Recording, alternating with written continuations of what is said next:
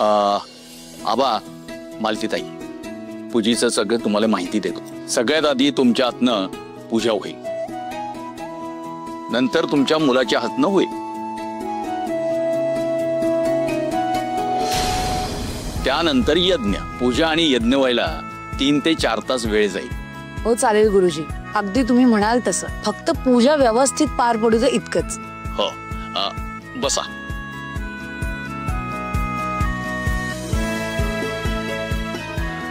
आता 3 वेळा आचमन करायचं.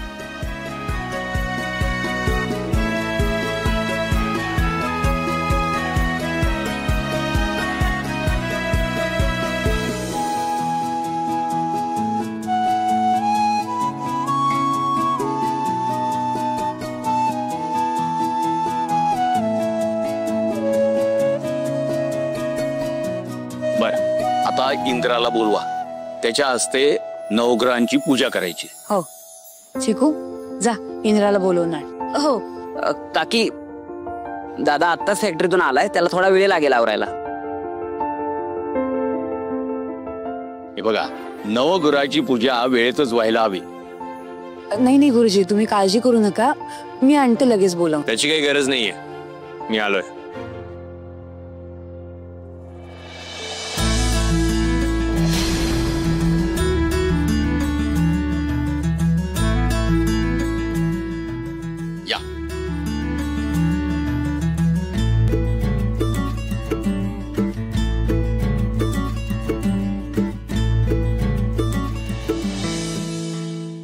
ठीक आहे. ऐक, तू नाही ना ऐकायचं माझा? चालतंय, पण मी तुला तिथे एकटीला जाऊन देणार नाही. आपण सगळीच जाऊ. चला.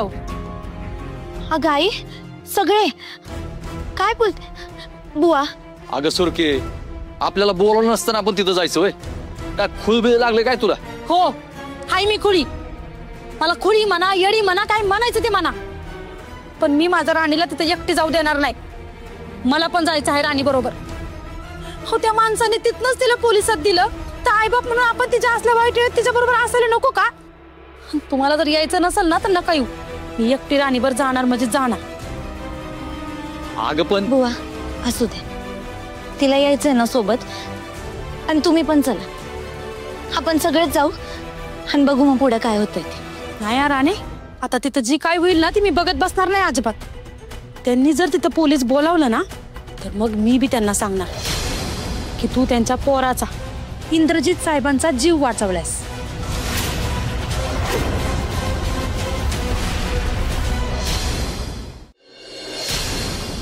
आता फुलं व्हायची. ओम सूर्याय नमः, ओम चंद्राय नमः,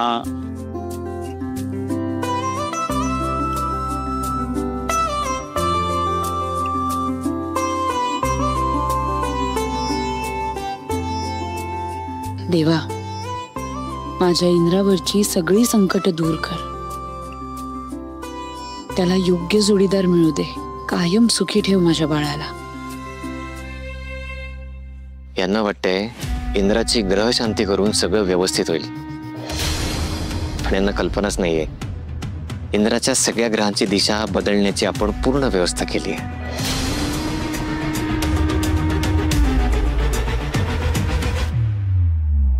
इंद्राचेच नाही, त्या राणीचे पण ग्रह बदलणार आहेत आता, आणि आपले चांगले दिवस सुरू होणार.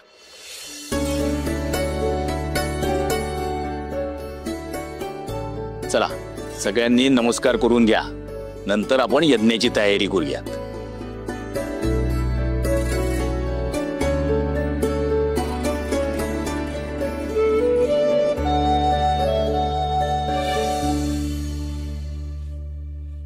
आज जर तिथं काय झालं ना तर मी गप्प बसणार नाही.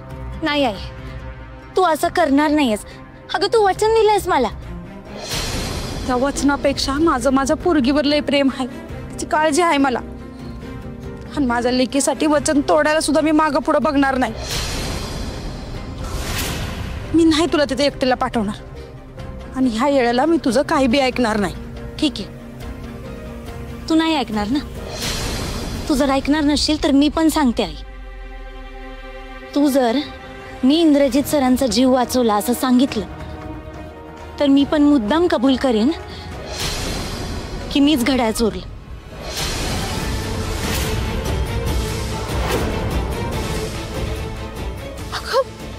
काय बोलतेस राणे? जे बोलते नाही ते करायला लावू नकोस.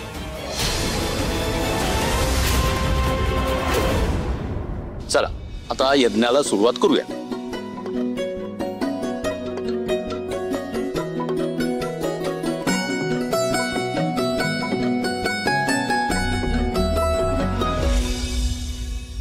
विक्रांत, आपण एवढा प्लॅन केलाय पण ती राणी नक्की येईल का? 200% येणार. कारण कुठलाच कामगार आबासाहेबांचा शब्द पडू देत नाही. आणि राणी जर का आली नाही तर ती चोर हे सिद्ध होईल हे तिलाही माहिती. त्यामुळे राणी येणार.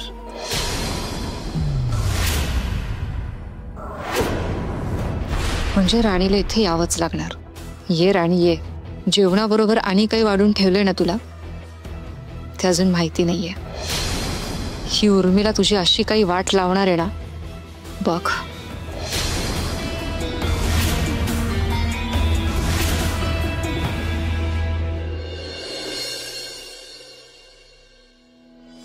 या चल या बसा. आले. अरे या सुस्वागतम सुस्वागतम सुस्वागतम.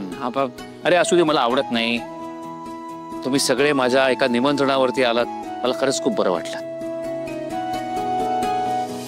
म्हणजे आपली माणसं भेटल्यावर जसा आनंद होतो ना तसा आनंद झालाय मला.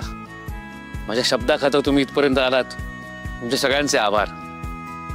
हा बाबा, तुम्ही आम्हाला आपली माणसं बी म्हणताय आणि आभार मानून परक बी करताय वे. तसं नाही, तुम्ही दिवसभर फॅक्टरीमध्ये काम करता, जमता, पण न कंटाळता माझ्याकरता इथपर्यंत आलात.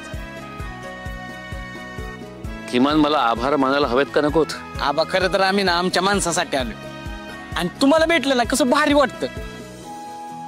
आणि आबा एवढं तुम्ही आम्हाला वेळात येळ काढून इथं पूजेला बोलावलं म्हणजे आमचंच नशीब मोठं म्हणायचं की.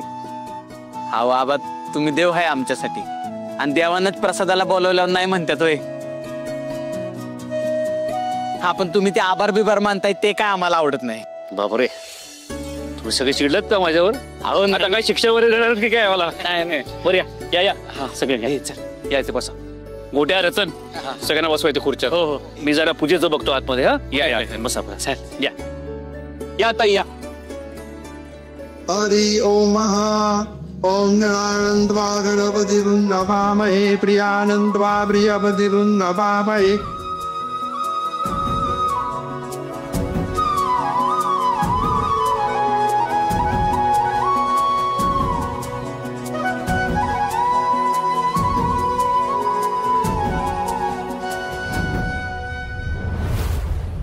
थांब राणे,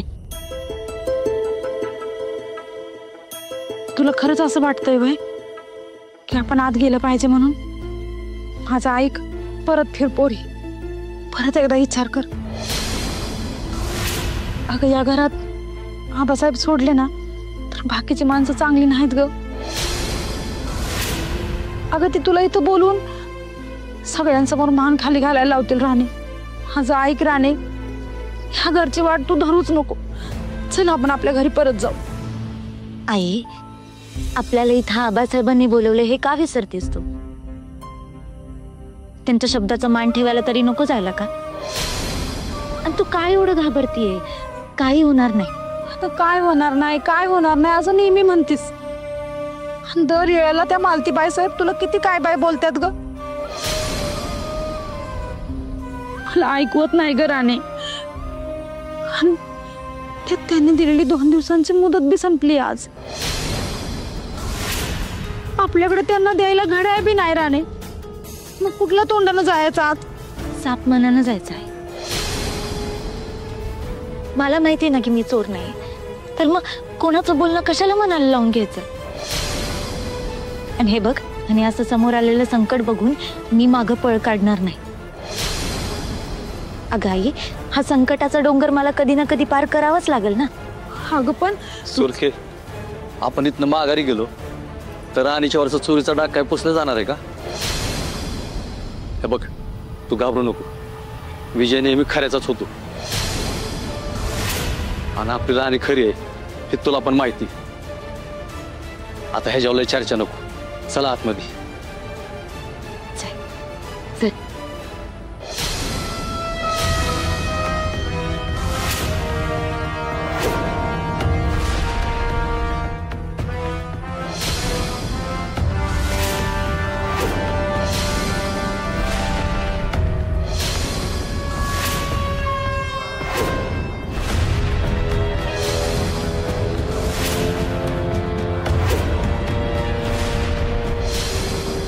बाप रे, आलीस तू?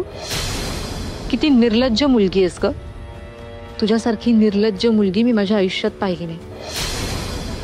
तुमच्यासारखी बिनलाजी माणसं फिरतात ना, म्हणून आमच्यासारख्या माणसांना असे बोर्ड लावून अलर्ट राहावं लागतं. काय लिहिलंय त्या बोर्डवर वाचलंस का? वाच. चोरांना प्रवेश नाही. मग कशाला आलीयस इथे? तुझ्यासारख्या चोरांना इथे एंट्री नाहीये. अच्छा, चोरी करायला आलीयस का? म्हणजे आता ह्यावेळी मोठा हात मारायचा प्लॅन दिसतोय, म्हणून येताना आई वडिलांना पण घेऊन आलीयस ना? राणे, काय म्हणलं होतं मी तुला? इथं हीच होणार आहे. अगं, या माणसांची फक्त घरं मोठी आहेत, मन नाहीत. ऐक माझं राणे, चल माघारी आपल्या घरी. बघ, तुझ्यापेक्षा तुझी आई किती हुशार आहे. ऐक जरा तिचं, फिर माघारी. खरं तर तू इथे यायलाच नको होतस. इथे त्यांना जराही लाज वाटली नाही का ग तुला?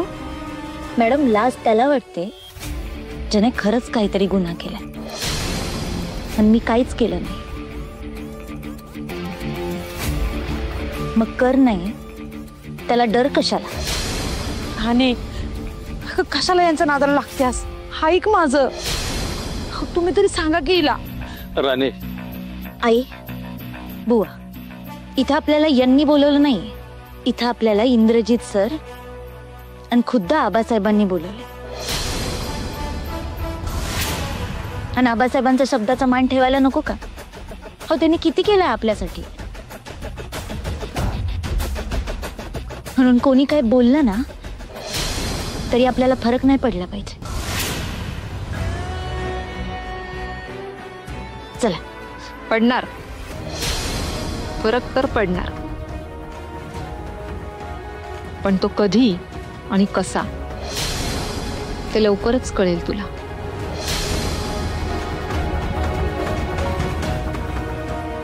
चला.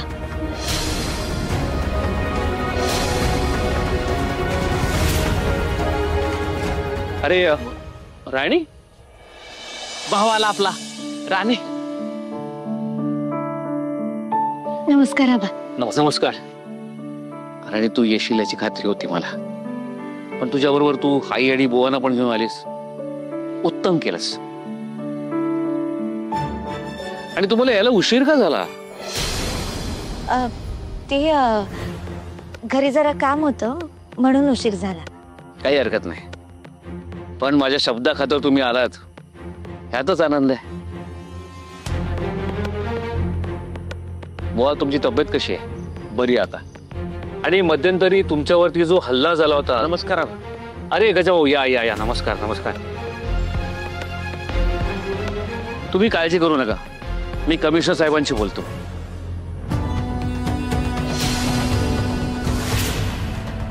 गजाभाऊ, या ना, या.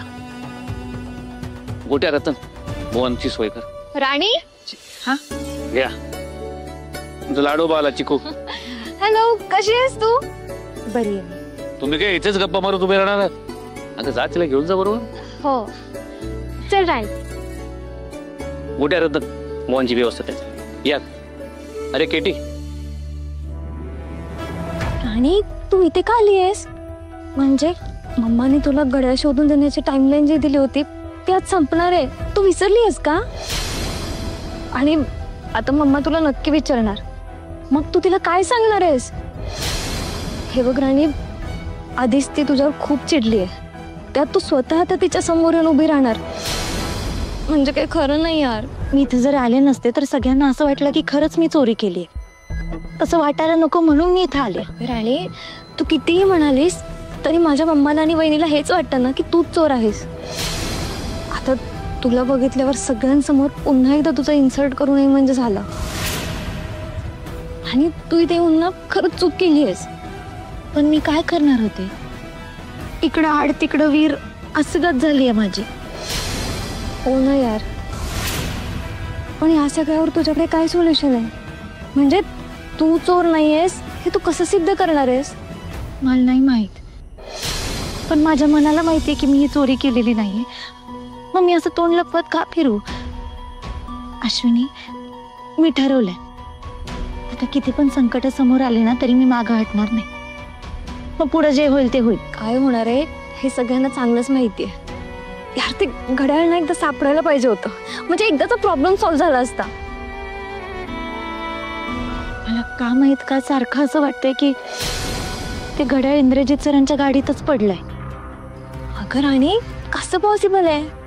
कारण दादूने गाडी नीट चेक केली आहे आणि जर ते घड्याळ गाडीत पडलं असतं तर दादूला सापडलं असतं ना.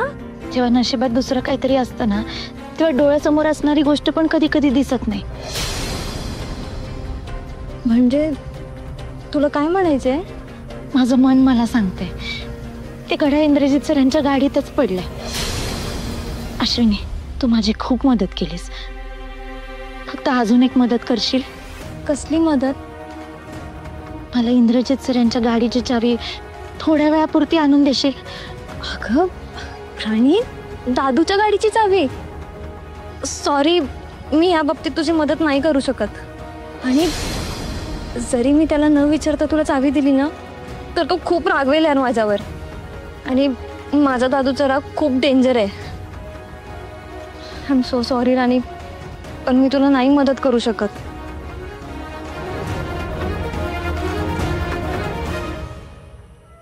आई विषय हा, जिची सावली आपल्या पवित्र कार्यक्रमावर पडू नये असं आपल्याला वाटत होतं ना, ती शेवटी आलीच. कोणाबद्दल बोलतेस तू? ती बघा.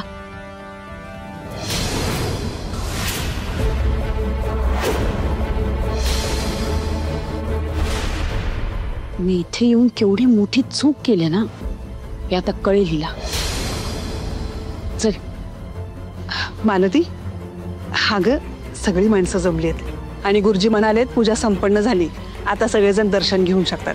बरं मग माणसांना बोलू का फुलं व्हायला? मी नाही अजिबात नाही. या इतक्या सगळ्या माणसांना घरात बोलवायचं का? अहो अख्खं घर घाण करतील ही माणसं, त्याची काही गरज नाहीये. आणि मुळात यांनी पूजेला फुलं वाहिली नाहीत तर पूजा संपन्न होणार नाही असं काही गुरुजी म्हणाले नाहीयेत.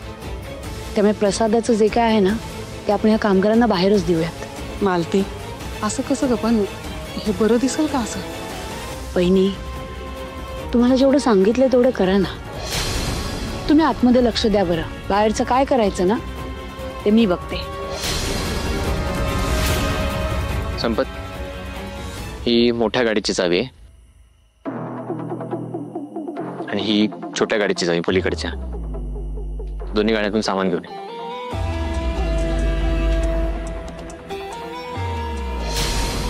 आता इंद्राचं घड्याळ सापडणार आणि मी त्याची मजा बघणार. चल जाऊयात. चल उर्मिला.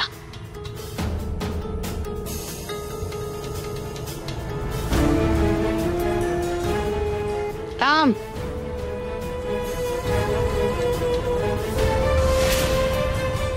माझ्या मुलाचं घड्याळ चोरून सुद्धा निर्लज्जपणे इथे आलीस ना? आता आलीच आहेस याचा अर्थ घड्याळ घेऊनच आली असशील नाही का? नाही म्हणजे तुला दिलेली मुदतही संपली आहे.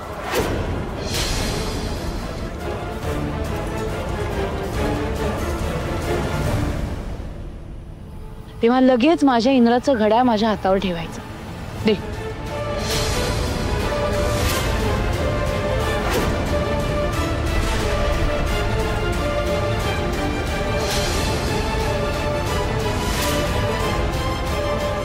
बघतेस काय?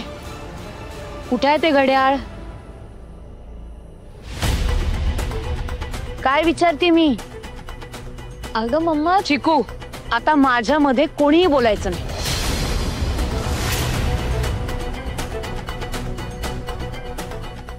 आता ही आहे आणि मी आहे. तू आज जा. मालती,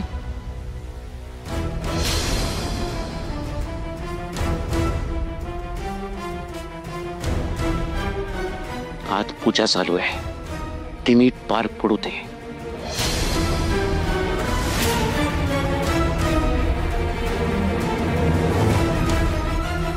या विषयावर नंतरही बोलता येईल. तुम्ही विषय वाढवू नका. सगळ्यांसमोर तमाशा नकोय.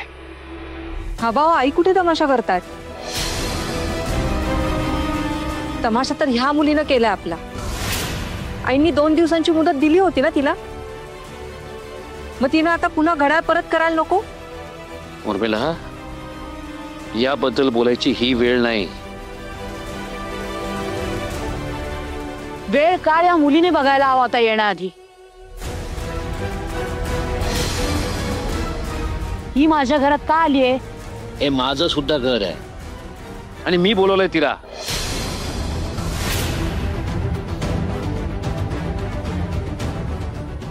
हो ना? आणि आता ती इथे आलीये, मग तिला माझ्या प्रश्नाचं उत्तर द्यावंच लागेल. ए मुली, काय झालं घड्याळाचं? मुळात तुला माहिती का किती महागातलं घड्याळ होतं ते? इतके पैसे कमवायला ना तुझं अख्खं आयुष्य जाईल.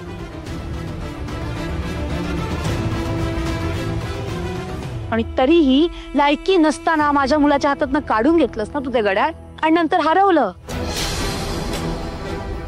असं सांगून इतके दिवस काढलेस. पण आता अति झालं. मला घड्याळ आत्ताच्या आत्ता हवंय. कुठे आहे ते?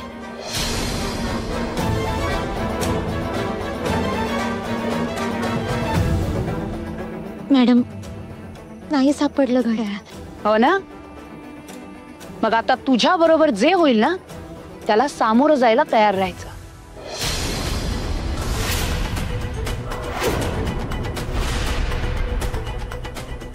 आणि मी तुला आधीच सांगितलं होतं, जर तू ते घड्याळ परत केलं नाहीस तर तुला शिक्षा भोगावी लागेल म्हणून. आता असं नको सांगूस की ते घड्याळ सापडलंच नाही. असं सांग की ते घड्याळ तुला द्यायचंच नाहीये. कुठे ठेवलंयस ते घड्याळ? आहे की विकलंस? किती पैसे आले त्या घड्याळाचे? बघा बघा, ही राणी, तुमच्या फॅक्टरीत काम करणारी तुमच्या सगळ्यांची राणी. तिच्या साध्या भोळ्या चेहऱ्यावर अजिबात कोणी जाऊ नका.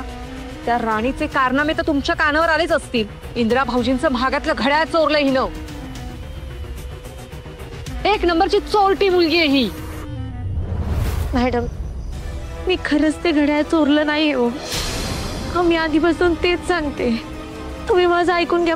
मी माझ्या आई बुवांची शपथ घेऊन सांगते, मी ते घड्याळ नाही चोरलं.